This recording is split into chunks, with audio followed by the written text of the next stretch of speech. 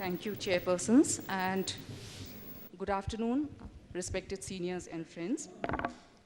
As a background to understanding the surgical procedures for extrahepatic portal vein obstruction, I would begin by saying that EHPVO is exclusively a vascular pathology, wherein primarily the liver function is normal, and therefore subsequent metabolic abnormalities are secondary to the liver being deprived of portal blood flow for a long time, which carries important hepatotrophic factors, and development of spontaneous portosystemic shunts, which allow cerebral enterotoxins to be delivered directly into the systemic circulation without undergoing hepatic detoxification. So, here the hepatic sinusoidal pressure is normal, which together with high pressure in the obstructed splanchnic bed results in the formation of high pressure collaterals which replace the thrombosed portal vein, but the direction of flow in these collaterals in EHPVO is hepatopetal, unlike intrahepatic portal vein obstruction, intrahepatic portal hypertension, where the direction of flow of blood in these collaterals is hepatofugal. Now, torrential bleed from gastroesophageal varices has been the most life-threatening and most frequently discussed consequence of EHPVO, and most treatment modalities so far have focused on the management of gastroesophageal variceal bleed. And the two modalities of therapy for gastroesophageal varices have been surgery and endoscopic therapy. But the role of each of these modalities has evolved through phases over the last few decades. And long-term follow-up has led to changing concepts about the natural history of this disease, and hence a need for reappraisal of their respective roles. So first came surgery, and one of the earliest landmark surgical series was that by Bismuth et al. In the year 1980, who reported excellent results of shunt surgery in children. However, a decade later, in 1980s and 1990s, endoscopic therapy was projected as the primary and best therapy for variceal bleed, and shunt surgery was relegated a secondary role in select situations. However, 2 decades of experience with endoscopic therapy in children at our institution, that is SGP JIMS Lucknow, has shown that EHPVO has several far-reaching delayed sequelae beyond endoscopic eradication of gastroesophageal varices, which significantly affect the quality of life. And therefore, in the year 2014, the question is, what is the role of surgery in the management of EHPVO in the current era of endoscopic therapy?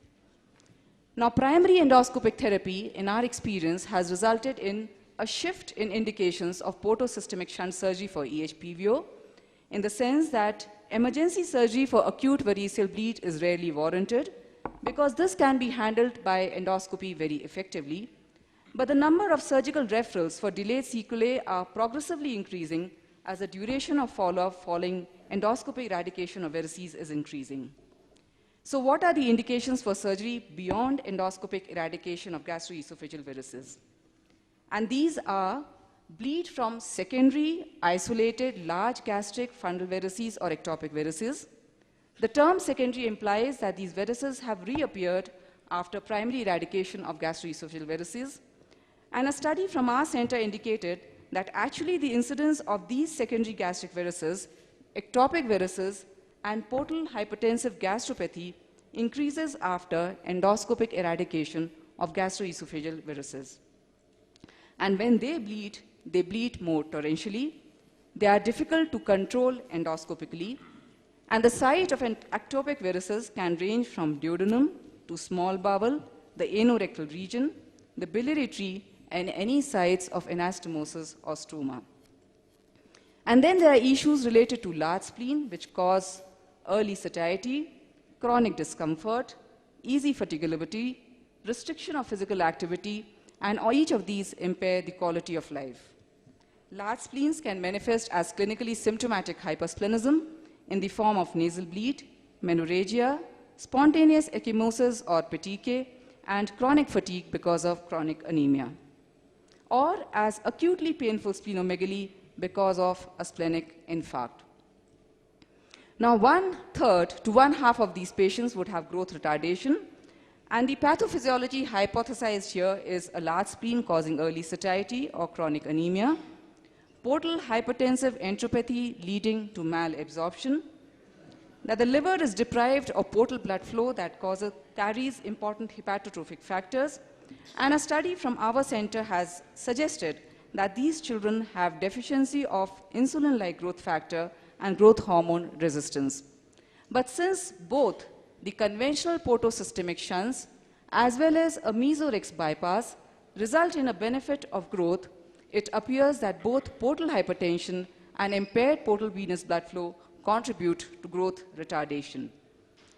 Now, while we have conventionally believed that portal biliopathy is a problem that afflicts EHPVO patients in the second or fourth decade of life, clinically significant cholestasis because of portal biliopathy is being increasingly recognized in pediatric age group, and this has serious long-term implications.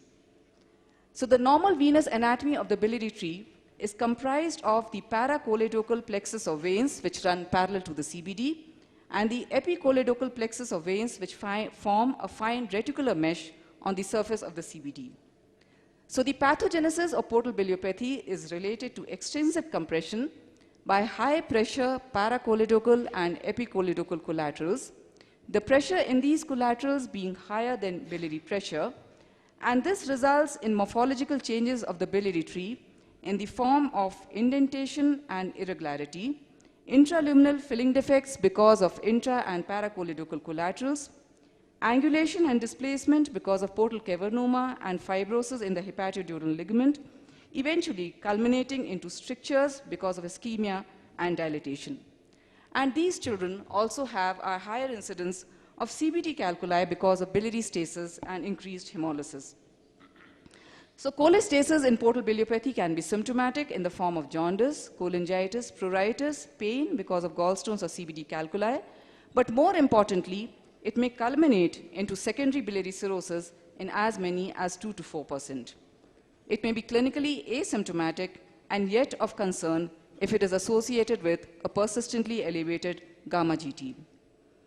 So, primary biliary drainage surgery without prior portal decompression is fraught with risk of life-threatening hemorrhage because of presence of high pressure collaterals and because the strictures here are multiple and high in the hilum and therefore difficult to access by surgery.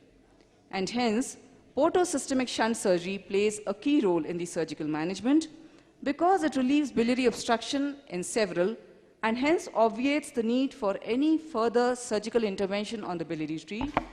In the others, it renders biliary surgery safe by decompressing the high pressure collaterals. So the management algorithm for a patient who presents with clinical cholestasis in the form of cholangitis or jaundice begins with antibiotics, to which one may need to add an endoscopic or a percutaneous transhepatic biliary drainage, after which a total portosystemic shunt or a Mesorex bypass needs to be performed. Reassessment is done after 3 to 6 months to assess shunt patency and features of clinical cholestasis.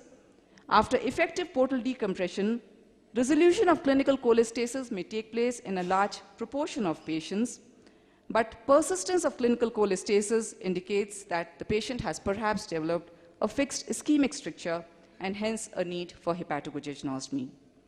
It is worth remembering that any endoscopic intervention in these children in the form of endoscopic biliary dilatation or endoscopic papillotomy is associated with a relatively higher incidence of hemophilia or bleed from periampullary varices. Now, I put forward this study because it exclusively highlights the problem of cholestasis in children with extrahepatic portal vein obstruction. Clinically or biochemically significant cholestasis was reported in 6% of 121 children with EHPVO, age ranging from as young as 4 years to 11 years. Varying grades of liver fibrosis was seen in all, and cirrhosis was reported as early as 10 years of age. However, normalization of symptoms, liver enzymes, and intrahepatic biliary radical dilatation after effective portal decompression was seen in 100% of children, which implies that early portal decompression before fixed ischemic strictures develop is more effective in reversing clinical cholestasis. These authors also surmised that endoscopic therapy exacerbated portal biliopathy by sclerosing or suppressing spontaneous portosystemic collateralization.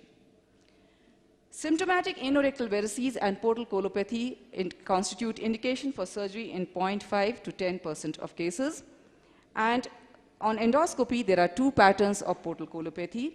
They may be in the form of anorectal varices, but it is more important to recognize mucosal changes, which may vary from erythema to a mosaic-like pattern, or vascular lesions, including cherry red spots or telangiectasia, and rarely as ulcers, which may closely mimic inflammatory bowel disease.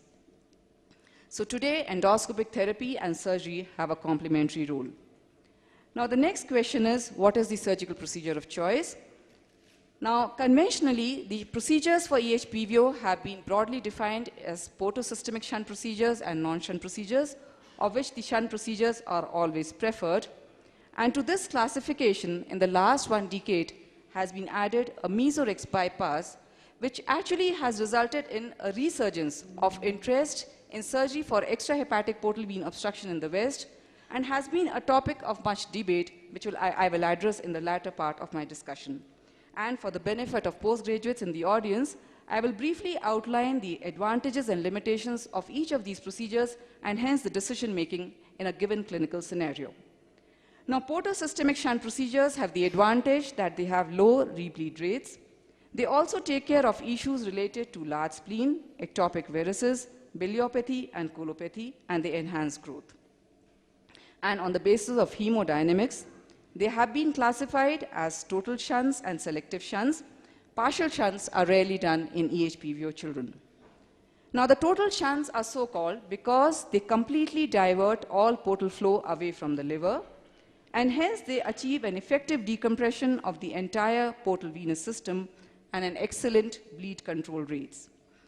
And the first in the category of total shunts is a splenectomy with an end-to-side splenorenal shunt, the advantages of which is that it takes care of issues related to a large spleen, but the limitations is that it is not a very good shunt for splenic vein diameter less than 5 millimeter. There is a relatively higher incidence of angulation and shunt block. It has a relatively longer operating time and greater blood loss as compared to the spleen-preserving shunts, because splenectomy in EHPVO, especially in adolescents, can be a technically challenging procedure, and there is a small risk of post-splenectomy sepsis. The second in the category of a total shunt is a side-to-side splenorenal shunt, and the advantages of this procedure is that it permits a large diameter vascular anastomosis in a relatively small diameter splenic vein, which means that with a 5 millimeter splenic vein, one could achieve a vascular anastomosis of 15 millimeters. There is lesser risk of angulation and twisting because the vascular anastomosis is securely anchored at both the ends, and it is a spleen-preserving shunt. But for the same reason, it is less effective in taking care of issues related to a huge spleen. The third in the category of a total shunt is a mesocaval shunt, which could either be an end-to-side mesocaval shunt or an edge graft mesocaval shunt using an autologous jugular vein graft.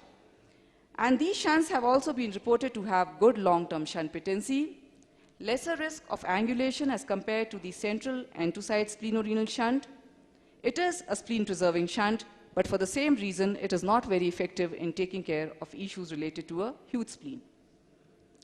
Now, a typical example of a selective shunt is a distal splenorenal shunt, wherein the splenic vein is disconnected at its junction with the SMV and anastomosed to the renal vein here.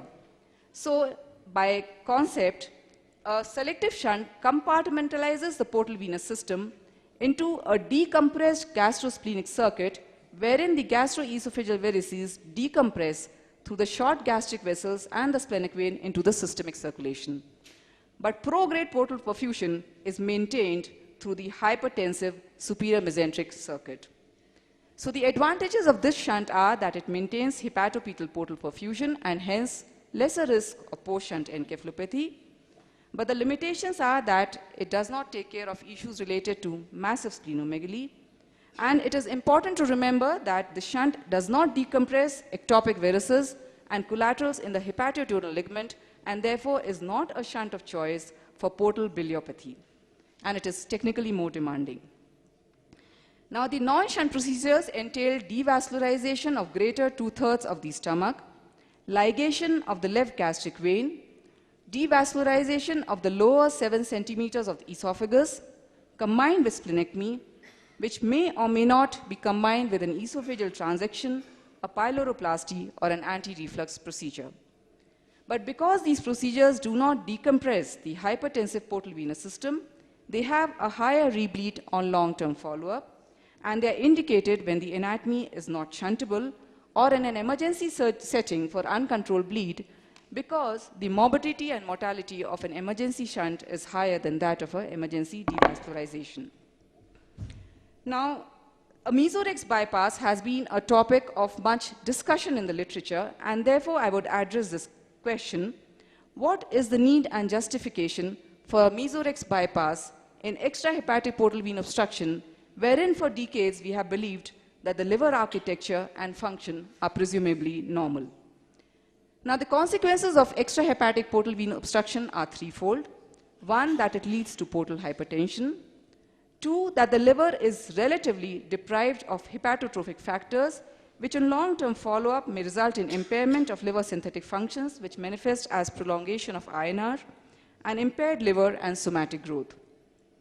And three, that it leads to natural portosystemic shunting, as a result of which cerebral enterotoxins, especially ammonia, bypass hepatic degradation, which may manifest as minimal hepatic encephalopathy.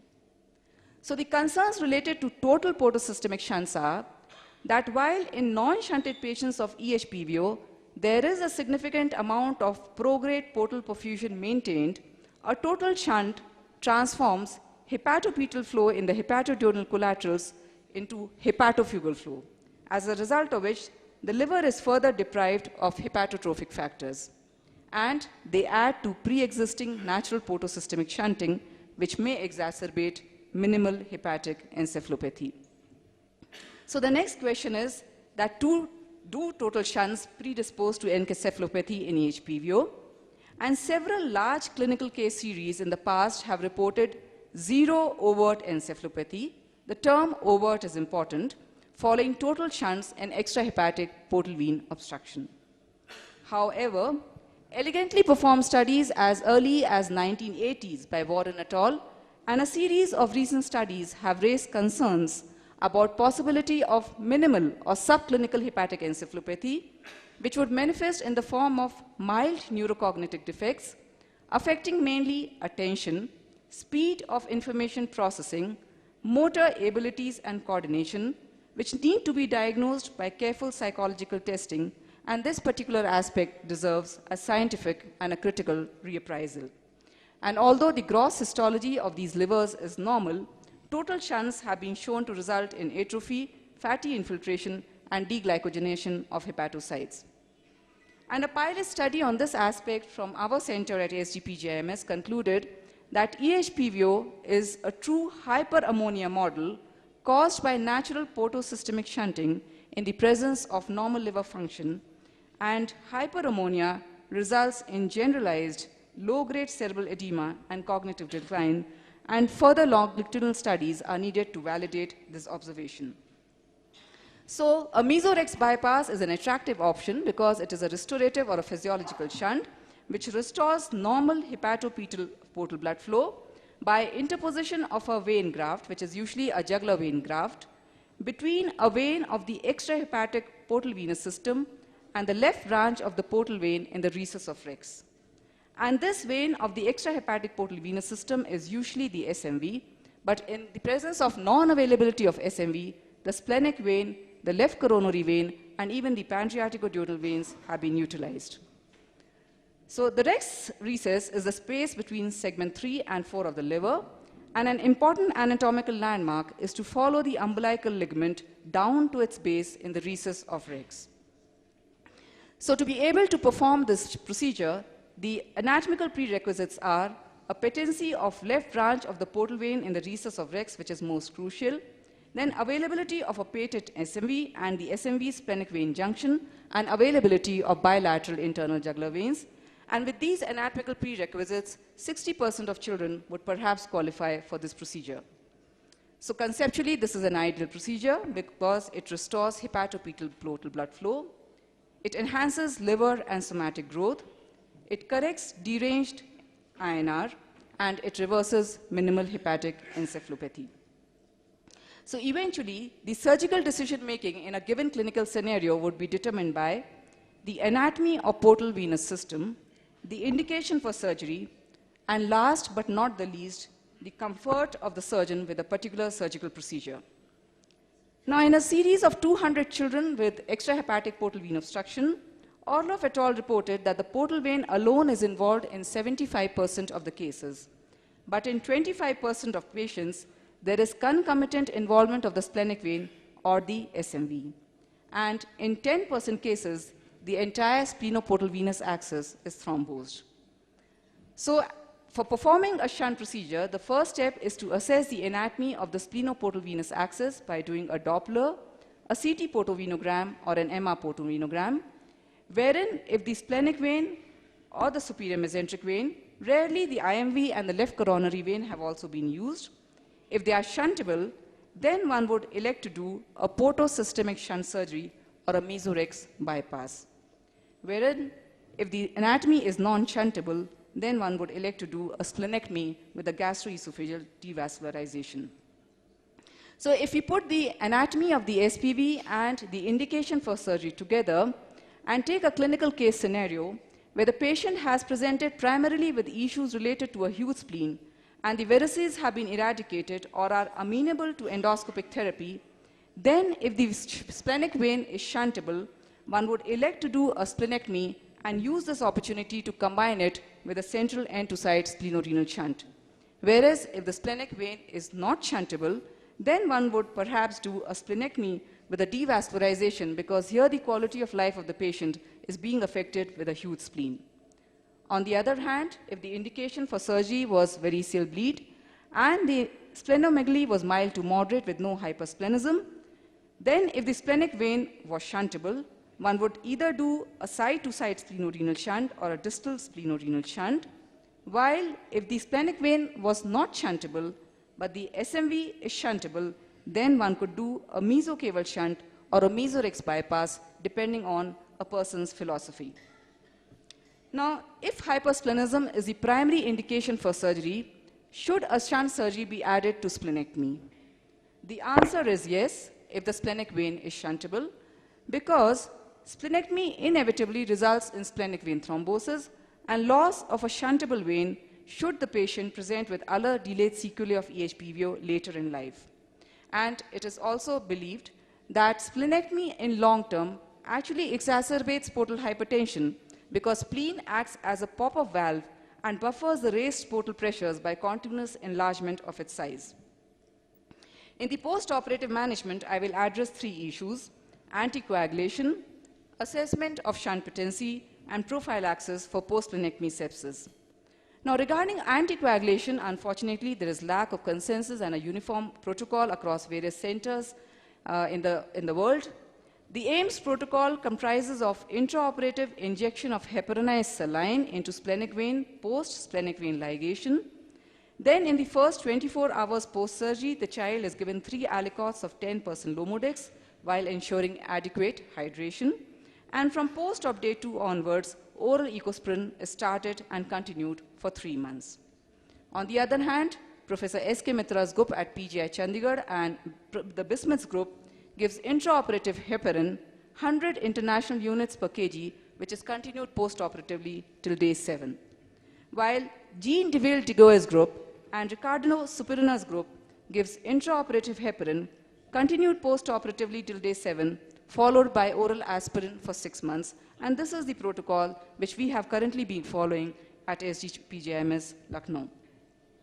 Now, our protocol for assessment of shunt patency begins with intraoperative pre and post shunt portal pressure measurement, after which we do a Doppler on post-operative day 7, followed by 6 monthly Dopplers for first 2 years and a yearly Doppler thereafter. If the Doppler fails to visualize the shunt, we would do a CT portovenogram. We would do 1 upper GI endoscopy at 6 months post-surgery, following which, if the varices are eradicated, we would not repeat an endoscopy. Now, about post-splenectomy sepsis, I would present whatever little literature I could get from our country. Dr. Samiran Nandi's group from AIIMS reported 0.6% of post-splenectomy meningitis, but this group does not recommend any immunization or post-splenectomy prophylaxis. A smaller study from PGI Chandigarh did not report any post-splenectomy sepsis, but they do immunize their children and give post-splenectomy penicillin for 2 years, and this is what we have been doing at SGPGIMS also. In post-operative follow-up, one looks for rebleed, post-splenectomy sepsis, growth, LFTs if there was preoperative biliopathy, and hemogram and splenic size in spleen-preserving shunt procedures is a very good indicator of shunt patency.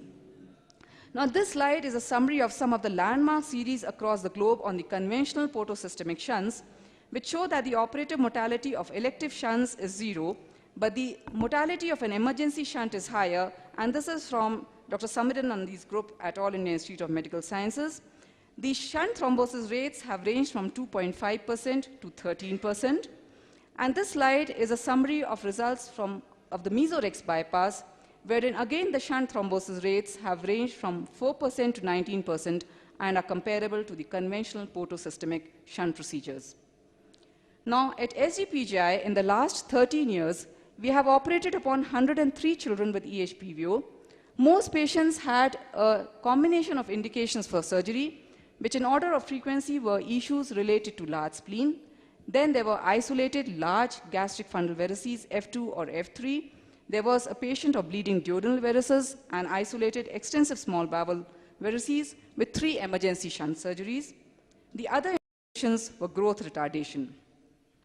Portal biliopathy was an indication for surgery in 12% of our children, and this is important because 2 of these children actually required a preoperative endoscopic biliary drainage because they presented with conjugated hyperbilirubinemia exceeding 10 mg% and had low-grade smoldering cholangitis. And one child aged 10 years of age actually had secondary biliary cirrhosis at the time of shunt surgery. So our experience corroborates very closely with the French series reported by Villers et al. Portal colopathy form and other rare indications were other indications. So we have done various kinds of portosystemic shunt surgery in 86 children, the commonest being splenectomy with central end-to-side splenorenal shunt. We have done in selective situations, depending on the clinical indication, a side-to-side splenorenal shunt and an edge graft interposition mesocaval shunt. We've been forced to take recourse to some unconventional shunt procedures, depending on the indication and the anatomy, and these were an inferior mesenteric vein to a left renal vein shunt, an IMV to an IVC shunt, an edge graft interposition splenorenal shunt, a splenoadrenal shunt, and a makeshift shunt. And we have not fortunately had any post-operative mortality, and while on post-operative day 7, 96% of our shunts were patent, on long-term follow-up ranging from 10 months to 13 years, with a median of 5.5 years, some of our shunts have had delayed block, and at last follow-up, 90% of our shunts are patent. So the conclusions from my talk are that primary endoscopic therapy has resulted in a shift in indications of surgery for EHPVO from acute variceal bleed to delayed sequelae. Having eliminated mortality due to acute variceal bleed by endoscopic therapy, the quality of life is then determined by these delayed sequelae. And a study from our center had shown that post-variceal eradication, splenic size, and growth retardation were independent predictors of quality of life, which was seen to improve after surgery. Further, some of these delayed sequelae, like portal biliopathy, have serious long-term implications, and hence, shunt surgery continues to hold fort as a single-time definitive procedure in alleviating bleed and non-bleed consequences of EHPVO despite the advent of endoscopic therapy. And before I end my talk, to all my mentors in the audience, thank you for inspiring me into the science and art of pediatric surgery. And to the organizing committee, thank you for giving me this beautiful opportunity of sharing and learning. Thank you very much.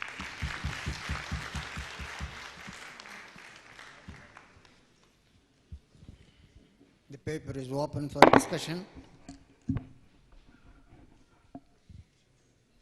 Yes, please identify yourself and Rajendra Savji from Nagpur. Yes, ma'am. My question to you is, in case of portal biliopathy, if you do not have shuntable veins, what would be your approach? Yeah. So portal biliopathy with non-shuntable veins is a difficult clinical problem. But when we are talking of non-shuntable veins, we have to remember that we are not talking only of splenic vein and superior mesenteric vein, because in situations like this, there are times when other surgeons and also us have taken resource to utilizing the inferior mesenteric vein or the left coronary vein for doing a shunt. So one has to kind of extend the spectrum when you talk of non-shuntable anatomy, when the indication for surgery, for doing a shunt surgery is very clear. Secondly, if you just do not have any shuntable vein in the portal venous system, then you have no option but to take recourse to endoscopic therapy. So these patients would be put on, say, long-term endoscopy exchange, stent chain exchange program.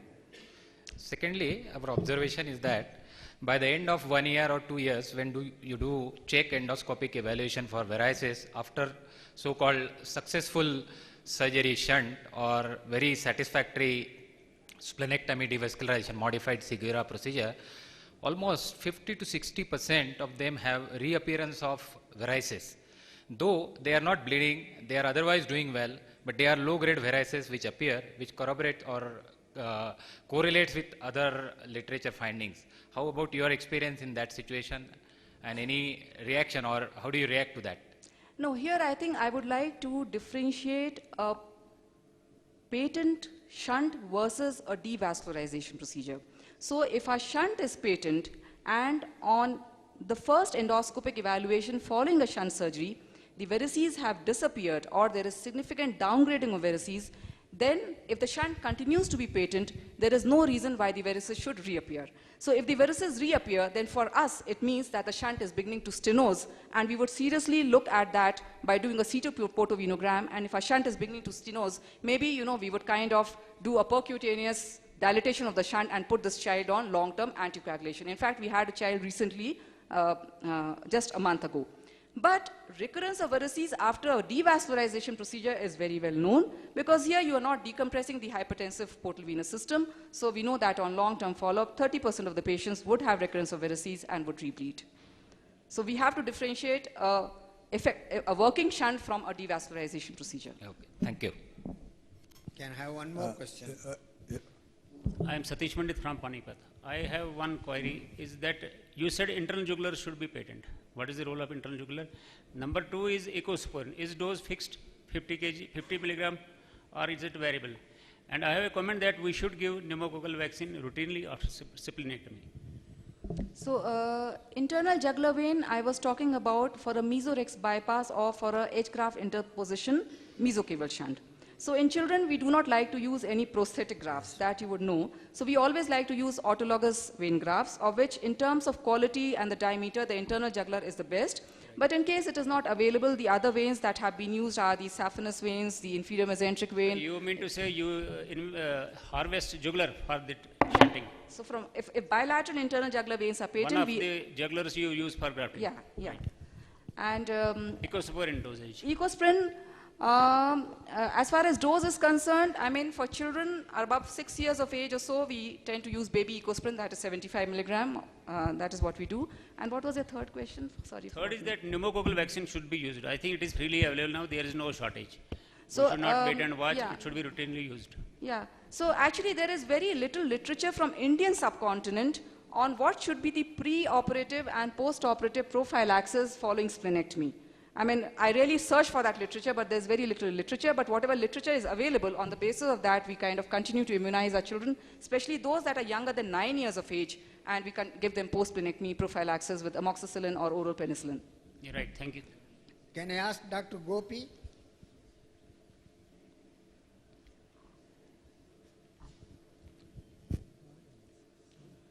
Thank you, madam, for the elaborate coverage and lucid description. My question is, let us have an idea on etiology in your last series. And another question is, what is the youngest stage by which you advise surgery? Because delaying surgery will lead to biliopathy and hypersplenism? So as far as etiology is concerned, honestly speaking, we had at SGPGIMS done a small pilot study on whether these children have a prothrombotic state. And we did not find a significant incidence of prothrombotic states in children with EHPVO. And even in the literature, there is no definite evidence to suggest that prothrombotic states contribute to EHPVO in children. They contribute much more to EHPVO in adults.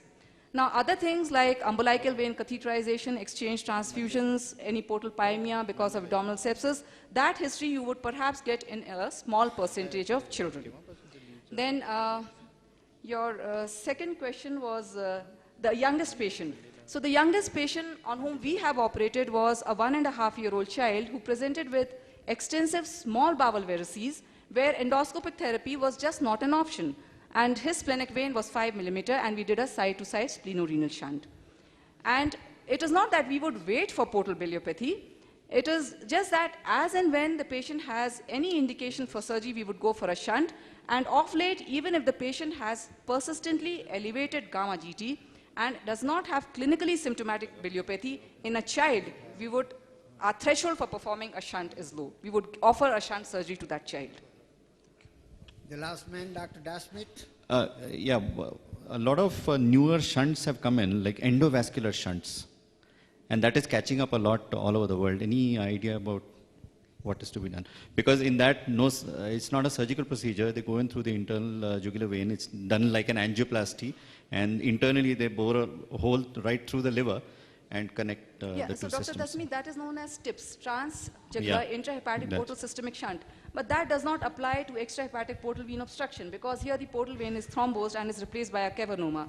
So TIPS is a procedure which is done as a bridge to a liver transplantation in any patient of chronic liver disease who presents with, say, life-threatening bleed or ascites. So TIPS is not a procedure that is feasible in EHPVO at all. Thank you, Dr. Lal. Thank you for a beautiful. Hello, Richard, please. You have given us a really good treatise on transplant. Thank you.